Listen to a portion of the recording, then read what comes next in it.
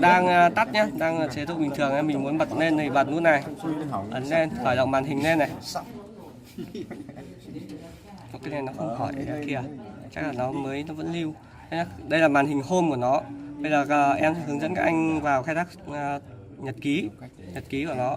Thì nó đang là như này, mình sẽ ấn nút mũi tên xuống luôn, xuống đây, xuống cái vào phần status này, ấn enter vào để vào xem. Đấy, ở trong này nó sẽ hiển thị tất cả nhật ký vận hành của nó, đóng cắt như thế nào. Đấy, sẽ ấn mũi tên, muốn xem cái của ngày giờ nào thì mình ấn nút mũi tên xuống nhé, đang đi xuống. Đấy, em sẽ vào xem cái nào nó có nhiều thông số. Cái này nó không có gì. Đây, ví dụ mình vào cái ngày 1 tháng 1 1970 vào lúc 7 giờ 20 này. Lúc đấy là thao tác nó cắt ra này. Cắt ra, bây giờ mình xem nó cắt là do bảo vệ gì tác động đúng không?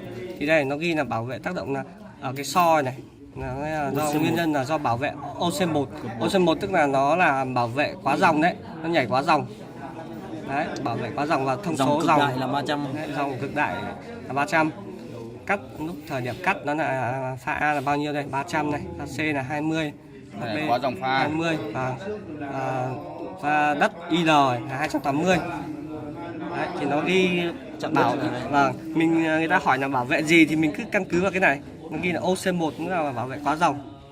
Còn cái vừa nãy chạm đất ấy, chính như anh như vừa nãy mình ở đây không thấy thì anh bảo là EF nó giống cái chữ này.